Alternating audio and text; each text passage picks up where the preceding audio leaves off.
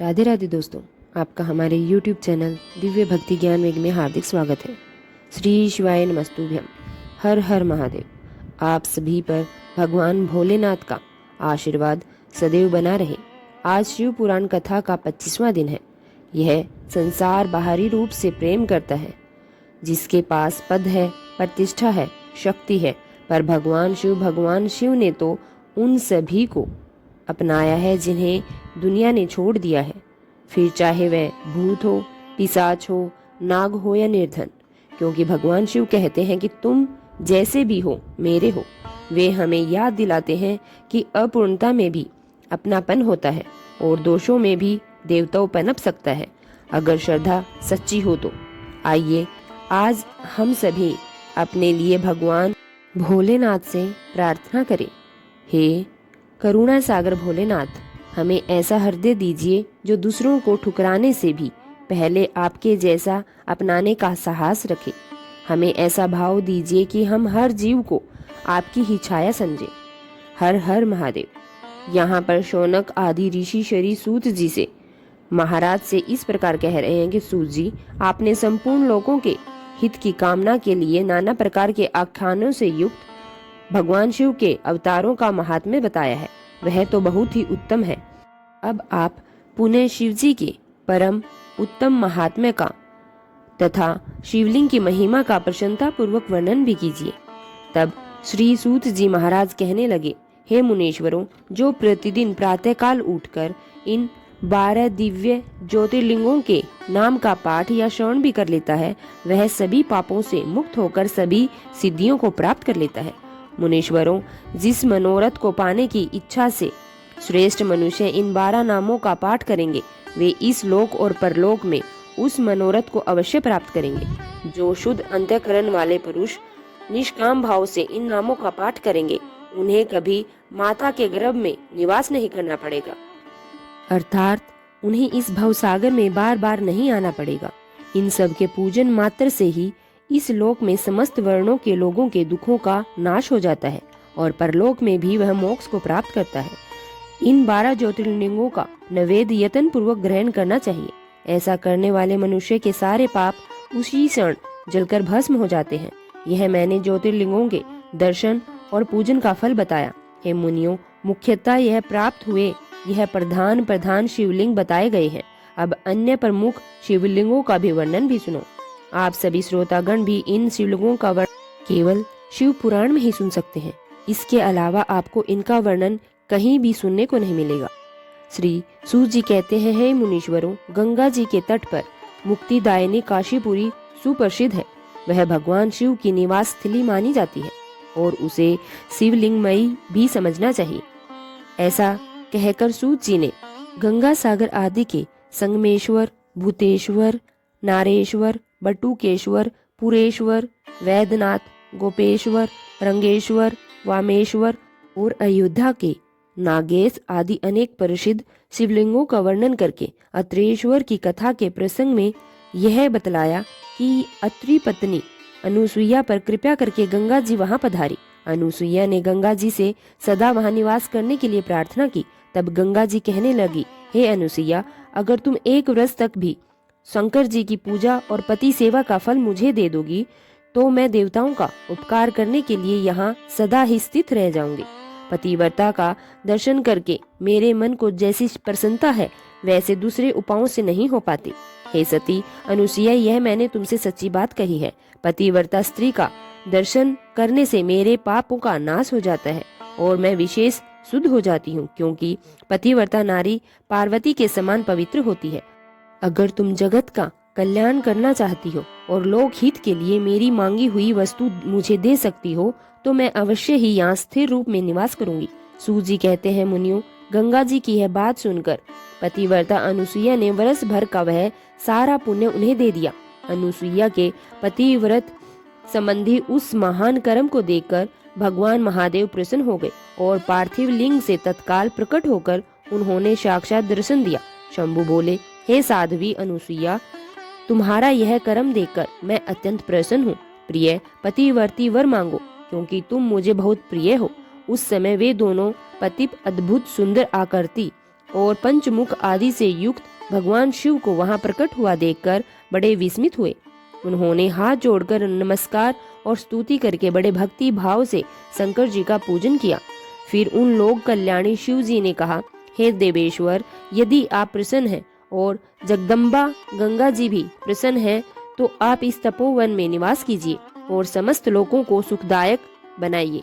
तब गंगा जी और भगवान शिव दोनों ही प्रसन्न होकर उस स्थान पर जहाँ वे ऋषि शिरोमणि रहते थे प्रतिष्ठित हो गए।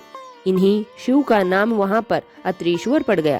अब आपको कथा सुनाते हैं एक ऐसे स्थान की जहाँ वर्ष भर में एक गंगा जी भी जाती हैं।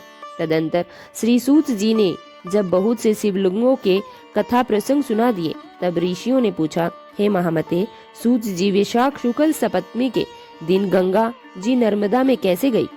इसका विशेष रूप से वर्णन कीजिए। वहाँ महादेव जी का नाम नंदीकेश्वर कैसे हुआ? इस बात को भी प्रसन्नता पूर्वक बताइए। तब श्री सूत जी कहने लगे, महर्षियों, यह तो एक ब्राह्मणी थी जिनका नाम ऋषिका था। वह किसी ब्राह्मण की पुत्री थी और एक ब्राह्मण को ही विधि पूर्वक ब्याही गई थी। हे ब्राह्मणों, यद्यपि वह द्विज पत्नी होकर उत्तम व्रत का पालन करने वाली थी, फिर भी अपने पूर्व जन्म के किसी अशुभ कर्म के प्रभाव से बाल वैधव्य को प्राप्त हो गई। तब वे ब्राह्मण पत्नी ब्रह्मचार्य व्रत के पालन में तत्पर होकर पार्थिव पूजन में पूर्वक अत्यंत कठिन तपस्या करने लगी। उस समय अवसर पर पाकर एक मूड नाम से प्रसिद्ध एक दुष्ट और बलवान असुर, जो बड़ा मायावी था, काम बाण से पीड़ित होकर वहां आ गया। उस अत्यंत सुंदरी कामनी को तपस्या करते देख वह असुर उसे नाना प्रकार के लोभ दिखाता हुआ उसके साथ समागम की याचना करने लगा। मुनीश्वरों, परंतु उत्तम व्रत का पालन करने और शिवजी के ध्यान में तत्पर रहने वाली वह साध्वी नारी, वह काम भाव से उस पर दृष्टि नहीं डाल सकी। तपस्या में लीन हुई उस ब्राह्मणी ने उस असुर का सम्मान भी नहीं किया, क्योंकि वह तो अत्यंत तपोनिष्ठ और शिव ध्यान परायण थी। उस कृशंगी युवती ने तिरस्कृत होकर उस दैत्यराज मूढ़ ने उसके ऊपर अपना क्रोध दिखाया और फिर अपना विकराल रूप से उसे डराना चाहा। इसके बाद उस दुष्ट आत्मा भयानक दुर्वचन कहे और उस ब्राह्मण पत्नी को बारंबार त्रास देना शुरू कर दिया। उस समय वह उसके भय से थर्रा उठी और अनेक प्रकार स्नेह पूर्वक शिव शिव को पुकारने लगी। उस तनवंगी द्विज पत्नी ने भगवान शिव का पूर्णतः आश्रय ले रखा था। शिव जी का नाम जपने वाली वह नारी अत्यंत व्याकुल होकर अपने धर्म की रक्षा के लिए भगवान शंभु की ही शरण में गई। तब शरणागत की रक्षा, सदाचार की प्रतिष्ठा और उस ब्राह्मणी को आनंद प्रदान करने के लिए भगवान शिव वहां तत्काल प्रकट हो गए। भक्त वत्सल्य परमेश्वर शंकर ने उस काम विवल देवराज मूढ़ को तत्काल भस्म कर दिया और ब्राह्मण की ओर से कृपया दृष्टि देकर भक्त की रक्षा करने के लिए ददाचित होकर कहा, वर मांगो। महेश्वर का यह वचन सुनकर उस साध्वी ब्राह्मणी पत्नी ने उनके उस आनंदजनक मंगलमय स्वरूप का दर्शन किया। फिर सबको सुख देने वाले परमेश्वर शंभु को प्रणाम करके शुद्ध अंतःकरण वाली उस साध्वी ने हाथ जोड़कर मस्तक झुकाकर उनकी स्तुति की। ऋषिका बोली, हे देवादिदेव महादेव, हे शरणागत वत्सल्य, आप दीन बंधु हो, भक्तों की सदा रक्षा करने वाले हो। आपने मूढ़ नामक असुर को मेरे लिए धर्म की रक्षा के लिए उसको भस्म कर दिया। यह दुष्ट असुर मारा गया। ऐसा करके आपने संपूर्ण जगत की रक्षा की है। अब आप मुझे अपने चरणों की परम उत्तम और अनन्य भक्ति प्रदान कीजिए। नाथ, यही मेरे लिए वर है, इससे अधिक और क्या हो सकता है। प्रभु, हे महेश्वर, मेरी दूसरी प्रार्थना भी सुनो, क्योंकि आप तो अन्य लोगों के उपकार के लिए यहाँ सदा स्थित रहिए। महादेव जी के ऐसा कहने पर ऋषि के, तुम सदाचारणी और विशेषता मुझ में भक्ति रखने वाली हो, इसलिए जो तुमने वर मांगे हैं वह सब मैंने तुम्हें दे दिए हैं। हे ब्राह्मणों, इसी बीच में श्री विष्णु, ब्रह्मा आदि देवता वहां भगवान शिव का आविर्भाव व जान के हर्ष से वहां आ गए और अत्यंत प्रेम पूर्वक शिव को प्रणाम करके उन सब ने उनका भली भांति पूजन किया। फिर शुद्ध हृदय से हाथ जोड़कर मस्तक झुकाकर उनकी स्तुति भी की। इसी समय साध्वी देव नदी गंगा उस ऋषिका से उसके भाग्य की सराहना करते हुए बड़े प्रसन्न मन से बोली। गंगा ने कहा, हे ऋषिके, वैशाख मास में एक दिन यहाँ रहने के लिए मुझे भी तुम्हें वचन देना होगा। उस दिन मैं भी इस तीर्थ में निवास करना चाहती हूँ। सूत जी कहते हैं, हे ऋषियों, गंगा जी की यह बात सुनकर उत्तम व्रत का पालन करने वाली सती साध्वी ऋषिका ने लोक हित के लिए प्रसन्नता पूर्वक कहा, बहुत अच्छा, ऐसा ही हो। भगवान शिव ऋषिका को उसके आनंद प्रदान करने के लिए अत्यंत प्रसन्न होकर उस पार्थिव लिंग में अपने पूर्ण अंश में विलीन हो गए। यह देखकर सभी देवता आनंदित होकर शिवजी तथा ऋषिका की प्रशंसा करने लगे और अपने अपने धाम को चले गए। उस दिन से नर्मदा का वह तीर्थ ऐसा उत्तम और पावन हो गया और संपूर्ण पापों का नाश करने वाले शिवजी भी वहां नंदीकेश के नाम से विख्यात हुए। मान्यता है कि गंगा जी भी प्रतिवर्ष वैशाख मास की सप्तमी तिथि के दिन शुभ की इच्छा से अपने उस पाप को धोने के लिए वहां जाती है जो मनुष्यों से वह ग्रहण किया करती है। तदंतर कपिला नगरी के कालेश्वर, रामेश्वर आदि की महिमा बताते हुए श्री सूत जी ने समुद्र के तट पर स्थित गोकर्ण क्षेत्र के शिवलिंगों की महिमा का वर्णन किया था। फिर महाबल नामक शिवलिंग का अद्भुत महात्म्य सुनाकर अन्य बहुत से शिवलिंगों के विचित्र महात्मिक कथा का वर्णन करने के बाद ऋषियों के पूछने पर वे ज्योतिर्लिंगों का वर्णन करने लगे।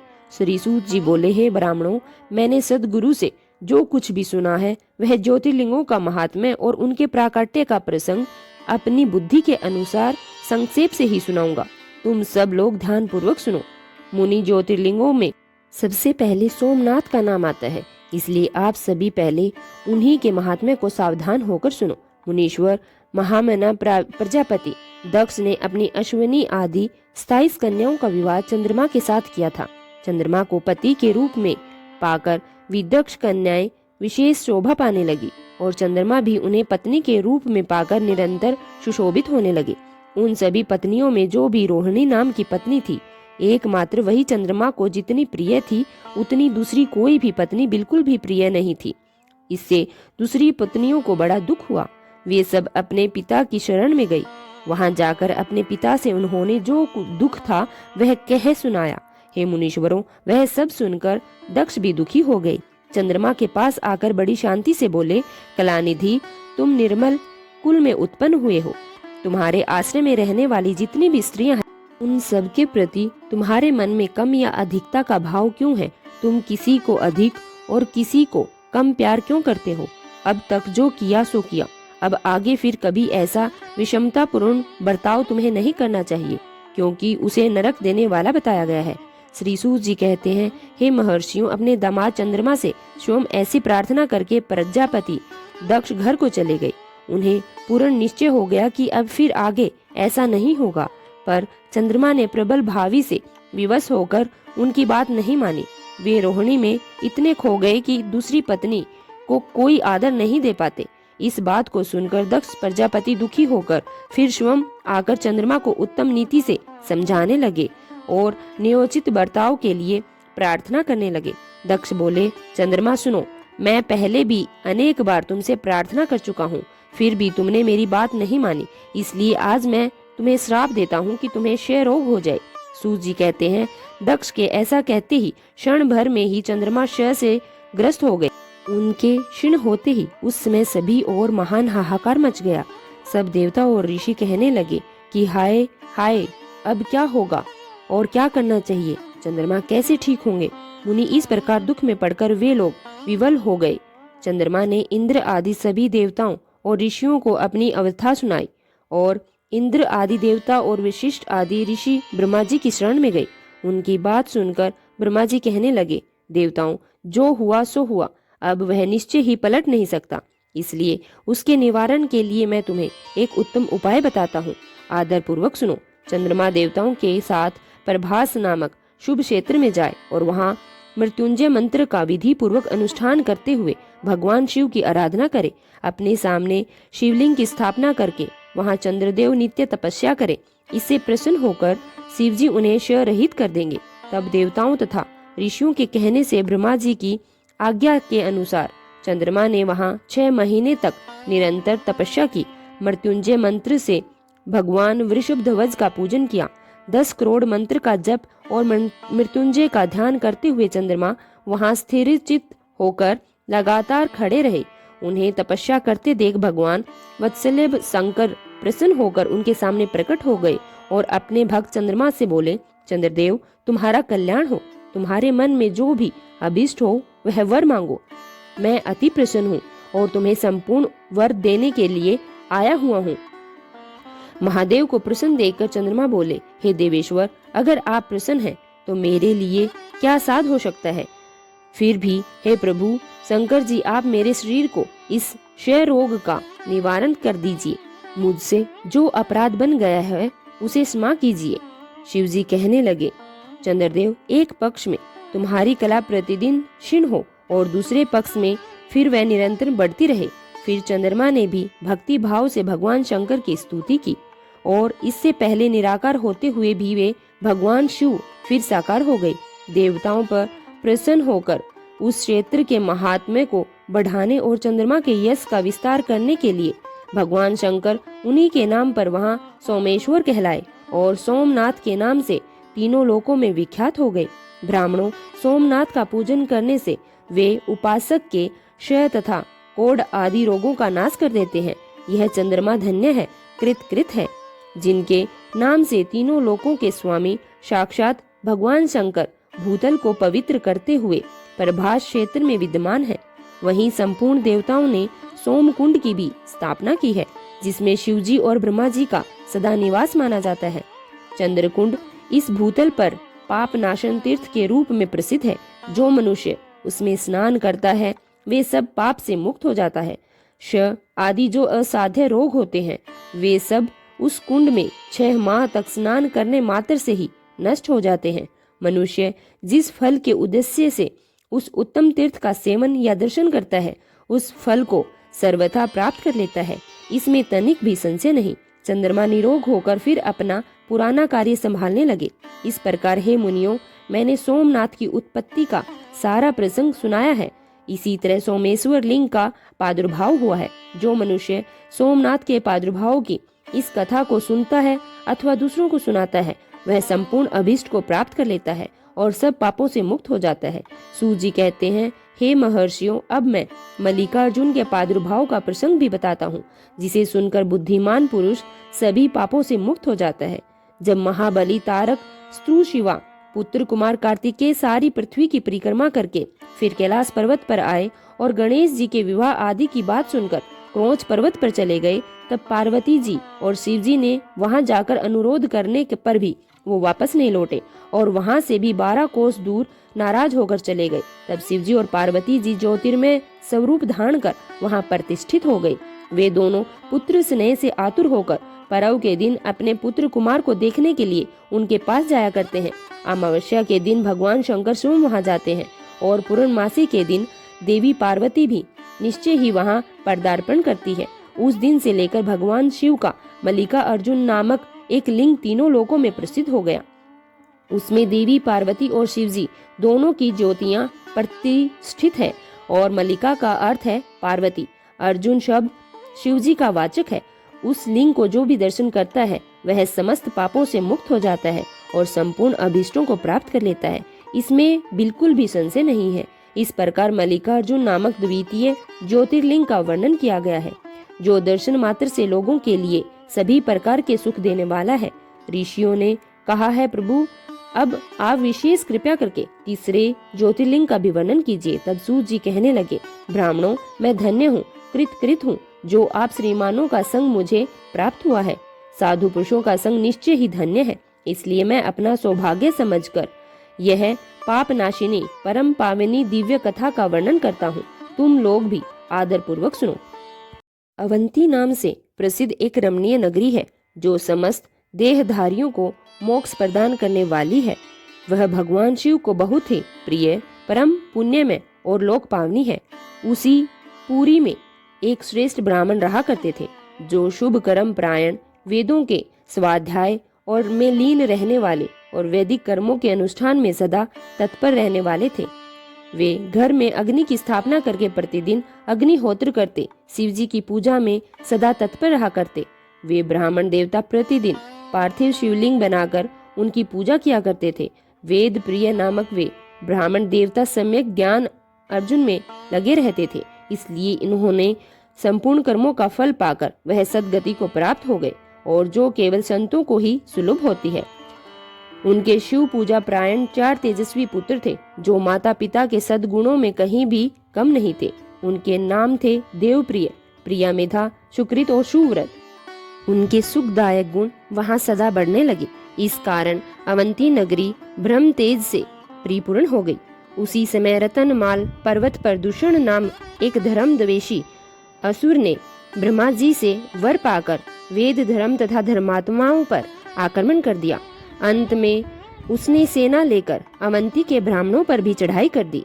अवंती, जो कि उज्जैन के नाम से अब जानी जाती है, उसकी आज्ञा से 4 भयानक दैत्य चारों दिशाओं में प्रलयग्नि के समान प्रकट हो गए, परंतु वे शिव विश्वासी ब्राह्मण बंधु उनसे डरे नहीं। जब नगर के ब्राह्मण बहुत घबरा गए, तब उन्होंने उनको आश्वासन देते हुए कहा, आप लोग भक्त वत्सल्य भगवान शंकर पर भरोसा रखिए। ऐसा कहकर शिवलिंग का पूजन करके वे भगवान शिव का ध्यान करने लगे। इतने में ही सेना सहित दूषण ने आकर उन ब्राह्मणों को देखा और कहा, इन्हें मार डालो, बांध डालो। वेद प्रिय के पुत्र उन ब्राह्मणों ने उस समय दैत्य की कहीं भी वह बात नहीं सुनी, क्योंकि वे भगवान शंभु के ध्यान मार्ग में स्थित थे। वह दुष्ट आत्मा दैत्य ने जैसे ही उन ब्राह्मणों को मारने की इच्छा की, त्यों ही उनके द्वारा पूजित पार्थिव शिवलिंग के स्थान में भारी आवाज के साथ एक गड्ढा प्रकट हो गया। उस गड्ढे से तत्काल विकट रूपधारी भगवान शिव प्रकट हो गए, जो महाकाल के नाम से विख्यात हुए। वे दुष्टों के विनाशक और सत्पुरुषों के आश्रयदाता हैं। महाकाल ने उन्होंने उन दैत्यों से कहा, अरे खल, मैं तुझ जैसे दुष्टों के लिए महाकाल प्रकट हूँ, तुम इन ब्राह्मणों के निकट से दूर भाग जाओ। ऐसा कहकर महाकाल शंकर ने सेना सहित दूषण को अपने हुंकार मात्र से तत्काल ही भस्म कर दिया। कुछ सेना उनके द्वारा मारी गई और कुछ भाग खड़ी हुई। परमात्मा शिव ने दूषण का वध कर डाला। जैसे सूर्य को देखकर समस्त अंधकार नष्ट हो जाता है, उसी प्रकार भगवान शिव को देखकर उसकी सारी सेना अदृश्य हो गई। देवताओं की दुदुम्बियां बज उठी और आकाश से फूलों की वर्षा होने लगी। उन ब्राह्मणों को आश्वासन देकर सुप्रसन्न हुए स्वयं महाकाल महेश्वर शिव ने उनसे कहा, तुम लोग वर मांगो, मैं तुम सबसे अत्यंत प्रसन्न हूँ। उनकी वह बात सुनकर वे सभी ब्राह्मण हाथ जोड़कर भक्ति भाव से भली भांति प्रणाम करके नतमस्तक होकर इस प्रकार बोले, हे महाकाल, हे महादेव, दुष्टों को दंड देने वाले प्रभु, हे शंभु, आप हमें इस प्रकार से संसार सागर से मोक्ष प्रदान करें। हे शिव, आप जन साधारण की रक्षा के लिए तत्पर रहिए। प्रभु हे शंभु, अपना दर्शन करने वाले मनुष्यों का सदा ही उद्धार करें। सूत जी कहते हैं, हे महर्षियों, उनका ऐसा कहने पर उन्हें सद्गति देकर भगवान शिव अपने भक्तों की रक्षा के लिए उस परम सुंदर गड्ढे में स्थित हो गए। वे ब्राह्मण मोक्ष पा गए और वहां चारों ओर एक एक कोस भूमि लिंग रूपी भगवान शिव का स्थल बन गई। शिव भूतल पर महाकालेश्वर के नाम से विख्यात हो गए। हे ब्राह्मणों, उनका दर्शन करने से सौपन में भी कोई दुख नहीं होता। जिसकी जो कामना होती है उस लिंग की उपासना करता है और उसे वह अपना मनोरथ प्राप्त हो जाता है और परलोक में भी मोक्ष की प्राप्ति होती है। अब सुनिए शिव भक्त राजा चंद्रसेन तथा गो बालक श्रीकर की कथा। श्री सूत जी कहते हैं, हे ब्राह्मणों, भक्तों की रक्षा करने वाले महाकाल नामक ज्योतिर्लिंग महात्म्य भक्ति भाव को बढ़ाने वाला है, उसे आदर पूर्वक सुनो। उज्जैनी में चंद्रसेन नाम का एक महान राजा था, जो सभी शास्त्रों के तद्वग शिव भक्त और जितेंद्रिय था। शिव जी के पार्षदों में प्रधान और सर्वलोक वंदित मणिभद्र जी राजा चंद्रशेखर के सखा थे। एक समय उन्होंने राजा पर प्रसन्न होकर उन्हें चिंतामणि नामक महामणि प्रदान की, जो कौस्तुभ मणि और सूर्य के समान दैदीप्यमान थी। वह देखने, सुनने अथवा ग्रहण करने में मनुष्य का निश्चय ही मंगल प्रदान करती थी। भगवान शिव के आश्रित रहने वाला राजा चंद्रसेन उस चिंतामणि को कंठ में धारण करके जब सिंहासन पर विराजमान होते थे, तब देवताओं में सूर्य नारायण की तरह उनकी शोभा हुआ करती थी। राजा चंद्रसेन के कंठ में चिंतामणि शोभा देती थी। यह सुनकर समस्त राजाओं के मन में उस मणि के प्रति लालच बढ़ गया और वे शुद्ध रहने लगे, क्योंकि वे सभी राजा की मणि को छीनना चाहते थे। फिर वे सब राजा चंतुर्गिणी सेना के साथ आकर युद्ध में चंद्रसेन को जीतने के लिए उद्यत हो गए। वे सब परस्पर मिल गए थे और उनके साथ बहुत सारे सैनिक भी थे। उन्होंने आपस में संकेत और सलाह करके आक्रमण कर दिया और उज्जैनी के चारों द्वारों को घेर लिया। अपनी पुरी को संपूर्ण राजाओं द्वारा घिरी हुई देखकर राजा चंद्रसेन उन्हीं भगवान महाकालेश्वर की शरण में गए और मन को संदेह रहित करके दृढ़ निश्चय के साथ उपवास पूर्वक दिन रात अनन्य भाव से महाकाल की आराधना करने लगे। उन्हीं दिनों उस श्रेष्ठ नगर में कोई गवालिन रहा करती थी, जिसके एकमात्र पुत्र था। वह विधवा थी और उज्जैनी में बहुत दिनों से रहा करती थी। वह अपने 5 वर्ष के बालक को लिए हुए महाकाल के मंदिर में गई। उसने राजा चंद्रसेन द्वारा की गई महाकाल की पूजा का आदर पूर्वक दर्शन किया। राजा के शिव पूजन का वह आश्चर्य में उत्सव देखकर उसने भगवान को प्रणाम किया और फिर अपने निवास स्थान को लौट आई। गवालिन के उस बालक ने भी वह सारी पूजा देखी थी, इसलिए घर आने पर उसने कौतूहलवश शिव की पूजा करने का विचार किया। एक सुंदर पत्थर लाकर उसे अपने शिविर से दूर हुए दूसरे शिविर के एकांत स्थान में रख दिया और उसी को शिवलिंग मान लिया। फिर उस बालक ने भक्ति पूर्वक कृत्रिम गंध, अलंकार, वस्त्र, धूप, दीप, अक्षत आदि द्रव्य जुटाकर पूजन करके मन कल्पित दिव्य नैवेद्य भी अर्पित कर दिए, जैसे कि आमतौर पर छोटे बच्चे किया करते हैं। छोटे बच्चे जब बड़ों को कुछ भी पूजा पाठ करते हुए देखते हैं तो वह अपने नन्हे नन्हे हाथों से अपने मन से जिस तरह पूजन होता है वह कर लेते हैं। तो सुंदर सुंदर पत्तों और फूलों से बारंबार पूजन करके तरह तरह से उस बालक ने नृत्य भी किया और बारंबार भगवान के चरणों में अपना मस्तक भी झुकाया। इसी समय ग्वालिन ने भगवान शिव में आसक्ति हुए अपने पुत्र को बड़े ही प्यार से भोजन के लिए बुलाया, परंतु उस बालक का मन तो भगवान शिव की पूजा में लगा हुआ था। इसलिए जब वह बार बार बुलाने पर भी उस बालक को भोजन करने की इच्छा नहीं हुई, तब उसकी माँ स्वयं उसके पास गई और उसे शिवजी के आगे आंखें बंद करके ध्यान लगाए बैठा देखकर उसका हाथ खींचने लगी। इतने पर भी वह जब बालक नहीं उठा तब उसने क्रोध में आकर उसे खूब पीटा। खींचने और मारने पीटने पर भी जब उसका पुत्र नहीं आया तब उसने वह शिवलिंग उठाकर दूर फेंक दिया और उस पर चढ़ाई हुई सारी पूजा सामग्री भी नष्ट कर दी। यह देखकर वह नन्हा बालक हाय हाय कहकर रो उठा। क्रोध में भरी हुई वह ग्वालिन अपने बेटे को देख और डांट फटकार लगाकर घर से चली गई। भगवान शिव की पूजा को माता के द्वारा नष्ट की देख वह बालक देव देव महादेव पुकारते हुए सहसा मूर्छित होकर गिर पड़ा और जब उसके नेत्रों से आंसुओं की धारा बहने लगी, 2 घड़ी बाद जब उसे होश आया तब उसने आंख खोली। आंख खुलने पर उस बालक ने देखा कि उसका वही शिविर भगवान शिव अनुग्रह से तत्काल महाकाल का सुंदर मंदिर बन गया है। मणियों के चमकीले खंभे उसकी शोभा बढ़ा रहे थे। वहां की भूमि स्फटिक मणि से जड़ गई थी।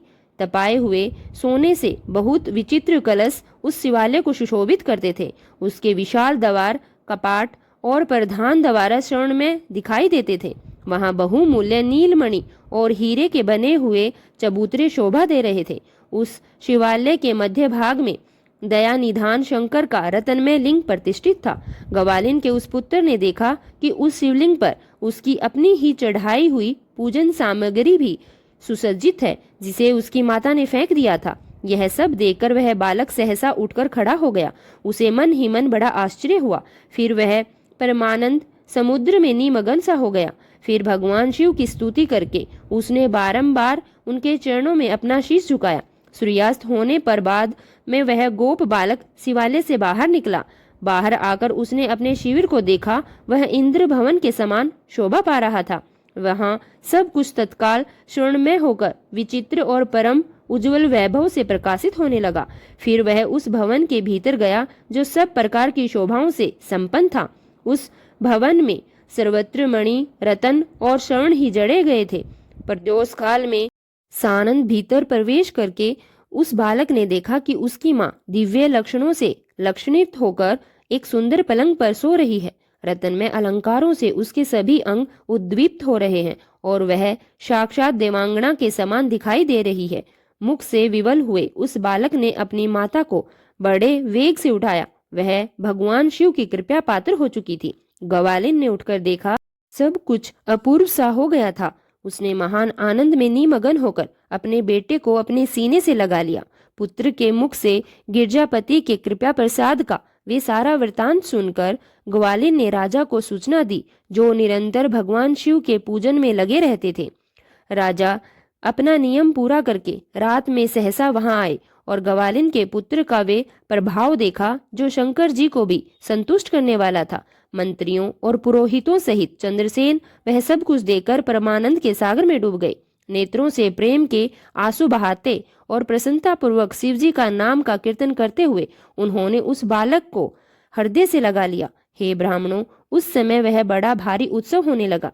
सब लोग आनंद विभोर होकर महेश्वर के नाम और यश का कीर्तन करने लगे। इस प्रकार शिवजी का यह उत्तम अद्भुत महात्म्य देखने से पूर्ववासियों को बड़ा हर्ष हुआ और इसकी चर्चा में वह सारा दिन रात एक क्षण में समान व्यतीत हो गई। उधर युद्ध के लिए नगर में खड़े हुए राजाओं ने भी प्रातः काल अपने गुप्तचरों के मुख से यह सारा चरित्र सुना। उसे सुनकर सभी आश्चर्यचकित रह गए और वहां आए हुए सभी नरेश एकत्रित होकर आपस में इस प्रकार बोले कि राजा चंद्रसेन तो बड़े भारी शिव भक्त हैं, इसलिए इन पर विजय पाना बड़ा कठिन है और यह तो सदा निर्भय होकर महाकाल की नगरी उज्जैनी का पालन करते हैं, जिसकी पुरी के बालक भी ऐसे ही शिव भक्त हैं। वे राजा चंद्रसेन तो महाशिव भक्त ही हैं। इनके साथ विरोध करने से निश्चय ही भगवान शिव क्रोध करेंगे और उनके क्रोध से हम सभी लोग नष्ट हो जाएंगे। इसलिए इन नरेश के साथ हमें मेल मिलाप ही कर लेना चाहिए। ऐसा होने पर महादेव पर हम पर बड़ी कृपा करेंगे। श्री सूत जी कहते हैं, हे ब्राह्मणों, ऐसा निश्चय करके शुद्ध हृदय वाले उन सब भूपालों ने हथियार डाल दिए और जो क्षण पहले एक तक राजा से युद्ध करना चाहते थे, आपस में सब मिल गए थे। उनके मन से वैर भाव निकल गया। वे सभी राजा अत्यंत प्रसन्न होकर चंद्रसेन से अनुमति लेकर महाकाल की उस रमणी नगरी के भीतर गए। वहां उन्होंने महाकाल का पूजन किया। फिर वे सब के सब उस ग्वालिन के महान अभ्युदयपूर्ण दिव्य सौभाग्य की भूरी भूरी प्रशंसा करते हुए उनके घर के भीतर गए। वहां राजा चंद्रसेन ने आगे बढ़कर उनका स्वागत किया। वे बहुमूल्य आसनों पर बैठे और आश्चर्यचकित हुए और आनंदित भी हुए। गोप बालक के ऊपर कृपा करने के लिए स्वतः प्रकट हुए शिवालय और शिवलिंग का दर्शन करके सभी राजाओं ने अपनी उत्तम बुद्धि भगवान शिव के चिंतन में लगा दी। फिर उन सारे राजाओं ने भगवान शिव की कृपा प्राप्त करने के लिए उस गोप शिशु को बहुत सी वस्तुएं प्रसन्नता पूर्वक भेंट में दी। संपूर्ण जनपदों में जो भी बहुसंख्यक गोप रहते थे, अर्थात गवाले के बच्चे रहते थे, उन सब का राजा उन्होंने उसी बालक को बना दिया। उस समय समस्त देवताओं से पूजित परम तेजस्वी वानर राज हनुमान जी वहां प्रकट हो गए। उनके आते ही सभी राजा बड़े वेग से उठकर खड़े हो गए। उन सब ने भक्ति भाव से विनम्रता पूर्वक मस्तक झुकाया।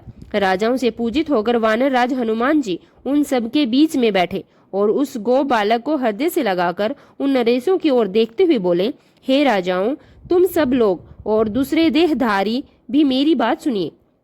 इससे तुम लोगों का भला ही होगा। भगवान शिव के सिवा देहधारियों के लिए दूसरी कोई गति नहीं है और यह तो बड़े सौभाग्य की बात है कि इस गो बालक ने शिव पूजा से दर्शन करके उनसे प्रेरणा ली। बिना मंत्र के भी शिव जी का पूजन करके उन्हें पा लिया। गोप वंश की कीर्ति बढ़ाने वाला यह बालक भगवान शंकर का श्रेष्ठ भगत है। इस लोक में सभी भोगों का उपभोग करके अंत में यह मोक्ष प्राप्त कर लेगा। इसकी वंश परंपरा के अंतर्गत 8वीं पीढ़ी में यह महा यशस्वी नंद उत्पन्न होंगे, जिनके यहाँ साक्षात भगवान नारायण उनके पुत्र के रूप में प्रकट होकर श्री कृष्ण नाम से प्रसिद्ध होंगे। आज से यह गोप कुमार इस जगत में श्रीकर के नाम से विशेष ख्याति प्राप्त करेगा। सूत जी कहते हैं, हे ब्राह्मणों, ऐसा कहकर अंजनी नंदन शिव रूप बानर राज हनुमान जी ने समस्त राजाओं और महाराज चंद्रसेन को भी कृपया दृष्टि से देखा। फिर उन्होंने उस बुद्धिमान गो बालक श्रीकर को बड़ी प्रसन्नता के साथ शिवजी की उपासना के उस आचार व्यवहार का उपदेश दिया, जो भगवान शिव को भी बहुत प्रिय है। इसके बाद परम प्रसन्न हुए हनुमान जी चंद्रसेन और श्रीकर से विदा लेकर उन सभी राजाओं को देखते देखते वहीं से अंतर्ध्यान हो गए। वे सब राजा हर्ष से भरकर सम्मानित होकर महाराज चंद्रसेन की आज्ञा लेकर जैसे आए थे वैसे ही लौट गए। महातेजस्वी श्रीकर भी हनुमान जी का उपदेश पाकर धर्मज्ञ ब्राह्मणों के साथ शंकर जी की उपासना करने लगे। महाराज चंद्रसेन और गो बालक श्रीकर दोनों ही साथ में बड़ी प्रसन्नता के साथ महाकाल की सेवा किया करते थे। उन्हीं की आराधना करके उन दोनों ने परम पद प्राप्त कर लिया। इस प्रकार महाकाल नामक शिवलिंग सत्पुरुषों का आश्रय है। भक्त वत्सल्य शंकर दुष्ट पुरुषों का सर्वथा हनन संहार करने वाले हैं। यह परम पवित्र रहस्य में आख्यान कहा गया है जो सभी प्रकार का सुख देने वाला है। यह शिव भक्ति को बढ़ाने और स्वर्ग की प्राप्ति कराने वाला भी है। ऋषियों ने कहा, हे महाभागसु जी, आपने अपने भक्त की रक्षा करने वाले महाकाल नामक शिवलिंग की बड़ी अद्भुत कथा सुनाई है। आप कृपया करके चौथे शिवलिंग का परिचय भी दीजिए। ओंकार तीर्थ में सर्वपातक हारी परमेश्वर का जो ज्योतिर्लिंग है उसके आविर्भाव की कथा सुनाइए। तब सूत जी महाराज बोले, हे महर्षियों, ओंकार तीर्थ में परमेश्वर संगक ज्योतिर्लिंग जिस प्रकार प्रकट हुआ वह बतलाता हूँ, प्रेम से सुनिए। एक समय की बात है, भगवान नारद मुनि गोकर्ण नामक शिव जी के समीप जाकर वहीं बड़ी भक्ति और उनकी सेवा करने लगे। कुछ समय के बाद वे मुनि श्रेष्ठ वहां से गिरिराज विधि पर आए और विंद के वहां बड़े आदर के साथ उनका पूजन किया। मेरे यहाँ सब कुछ है, किसी बात की कोई कमी नहीं है। इस भाव को मन में लेकर विंध्याचल नारद जी के सामने खड़ा हो गया। उसकी वह अभिमान भरी बात सुनकर अहंकार नाशक नारद मुनि लंबी सांस खींचकर चुपचाप खड़े हो गए। उन्हें देख विंध्या पर्वत ने पूछा, हे महर्षि, आपने मेरे यहाँ यह कौन सी कमी देखी है? आपके इस तरह लंबी सांस खींचने का कारण क्या है? अब नारद मुनि कहने लगे, नारायण नारायण भैया, तुम्हारे यहाँ तो सब कुछ है, फिर भी मेरू पर्वत तुमसे बहुत ऊंचा है। उसके शिखरों का विभाग देवताओं के लोकों में भी जा पहुंचा है, किंतु तुम्हारे शिखर का भाग वहां कभी नहीं पहुंच सका। सूत जी कहते हैं, ऐसा कहकर नारद जी वहां से जिस तरह आए उसी तरह चल दिए, परंतु विंध्य पर्वत मेरे जीवन में अब धिक्कार है, ऐसा सोचता हुआ मन ही मन संतप्त हो उठा। अच्छा, अब मैं भगवान विश्वनाथ शंभु की आराधना पूर्वक तपस्या करूंगा, ऐसा दृढ़ निश्चय करके वह भगवान विश्वनाथ की शरण में चला गया। फिर जहाँ साक्षात ओंकार की स्थिति है वहां प्रसन्नता पूर्वक जाकर उसने शिवजी के पार्थिव मूर्ति बनाई और 6 मास तक निरंतर शंभु की आराधना करके उनके ध्यान में तत्पर होकर वह अपनी तपस्या के स्थान से हिला तक नहीं। विंध्याचल की ऐसी तपस्या देखकर पार्वती पति प्रसन्न हो गए। उन्होंने विंध्याचल को अपना वह स्वरूप दिखाया जो योग्यों के लिए भी दुर्लभ है। वे प्रसन्न होकर उससे बोले, हे विंध्य, तुम मनोवांछित वर मांगो, मैं तो भक्तों को अभिष्ट वर देता हूँ और इस समय तुम्हारी तपस्या से अत्यंत प्रसन्न हूँ। विंध्याचल बोला, हे महादेव देवेश्वर शंभु, आप सदा ही भक्त वत्सल्य हैं। अगर आप मुझ पर प्रसन्न हैं तो मुझे वह अभिष्ट बुद्धि प्रदान कीजिए जो अपने कार्य को सिद्ध करने वाली हो। भगवान शंभु तो बड़े दयालु हैं।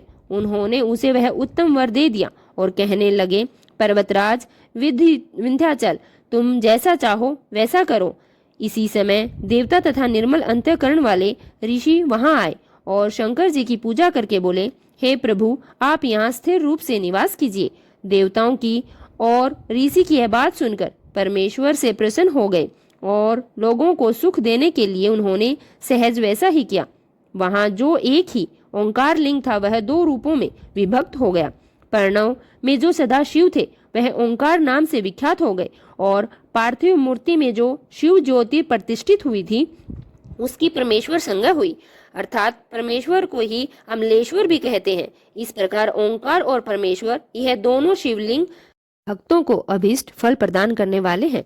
उस समय देवताओं और ऋषियों ने उन दोनों लिंगों की पूजा की और भगवान वृषभध्वज को संतुष्ट करके अनेक वर भी प्राप्त किए। फिर देवता और अपने अपने स्थान चले गए और विंध्याचल भी अधिक प्रसन्नता का अनुभव करने लगा। अब उसने अपने अभीष्ट कार्य को सिद्ध किया और मानसिक प्रीताप को त्याग दिया।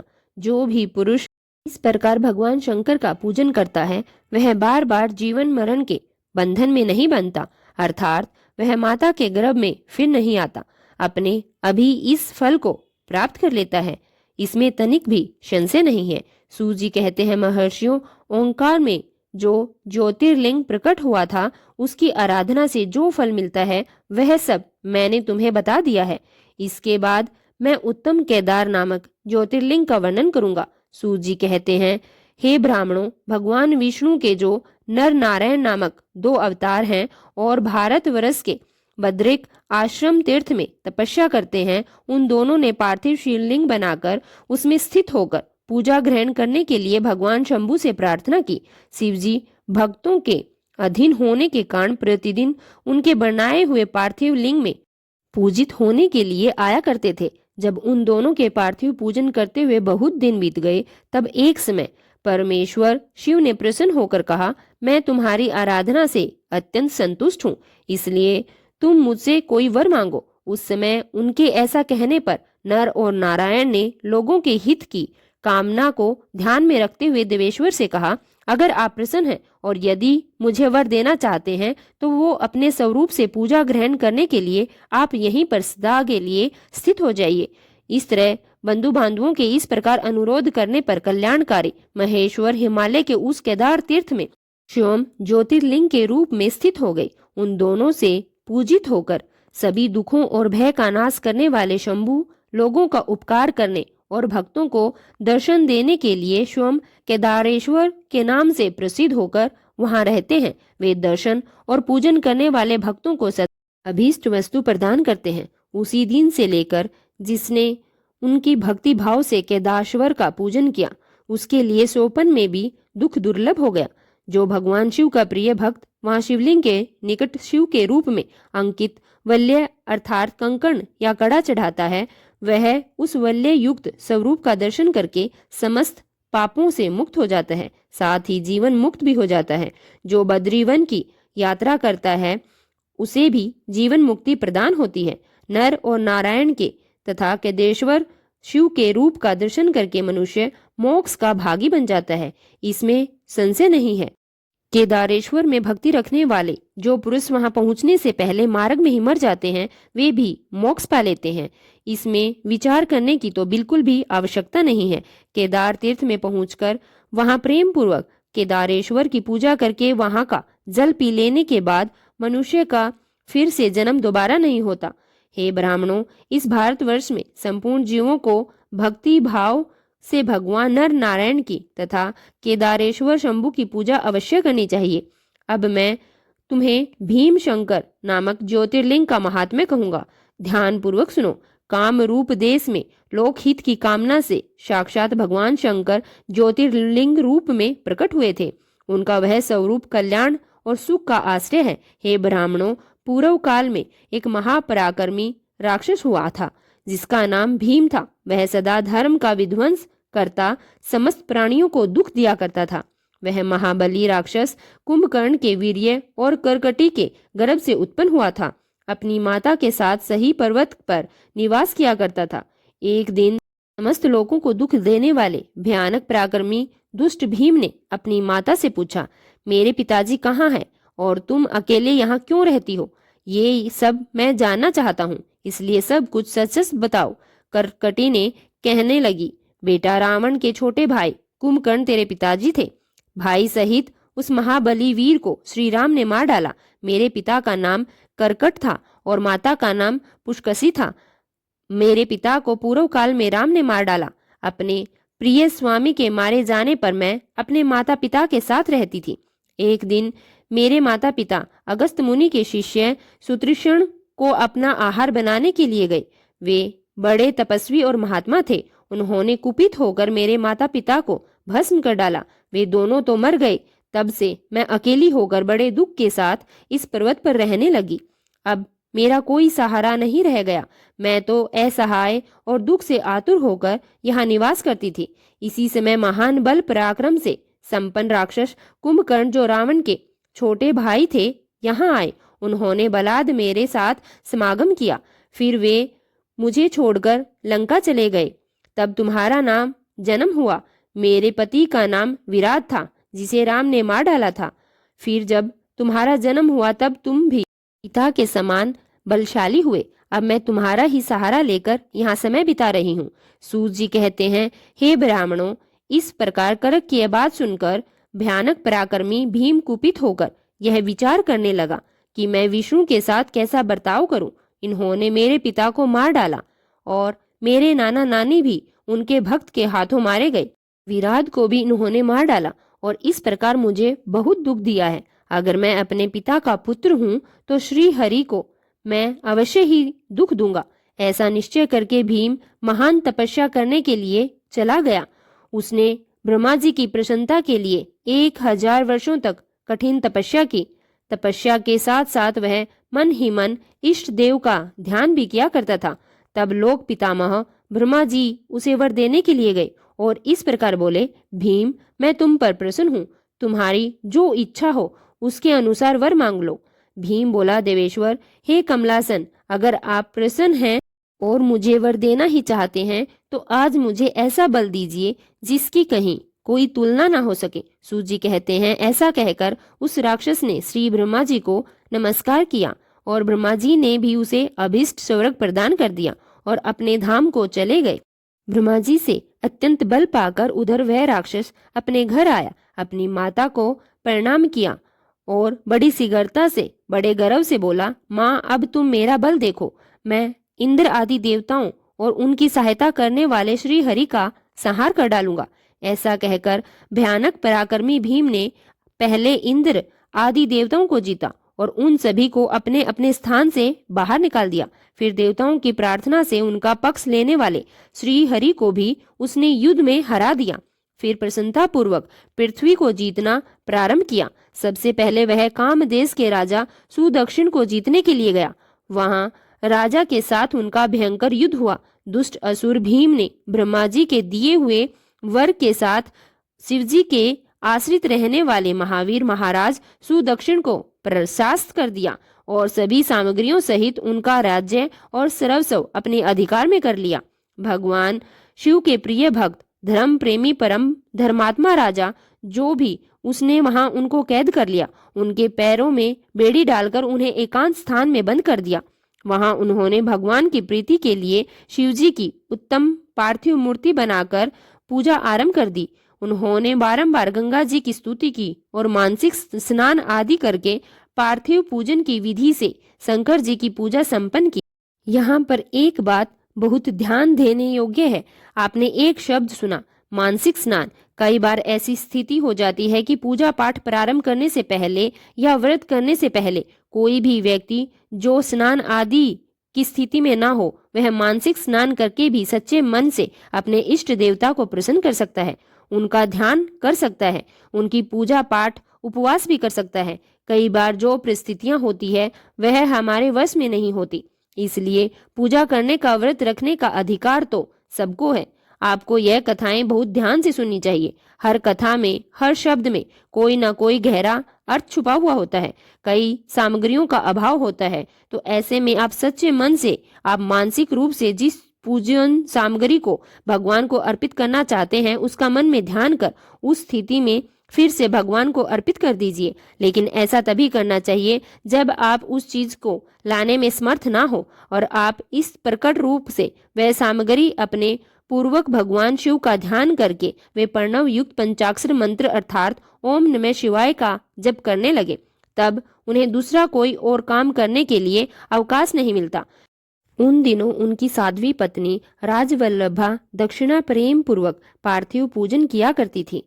वे दंपति अनन्य भाव से भक्तों का कल्याण करने वाले भगवान शंकर का भजन करते थे और हर दिन उन्हीं की आराधना में लीन रहा करते थे। इधर वह राक्षस वर के अभिमान से मोहित होकर यज्ञ कर्म आदि सभी धर्मों का लोभ करने लगा और सबसे कहने लगा, तुम लोग सब कुछ मुझे ही दो, मुझे ही देवी देवता समझो। महर्षियों दुरात्मा राक्षस को बड़ी सेना लेकर अब उसने पृथ्वी को अपने वश में कर लिया। वह वेदों, शास्त्रों, स्मृतियों और पुराणों में बताए हुए धर्म का लोप करके शक्तिशाली होने के कारण सबका स्वयं ही उपभोग करने लगा।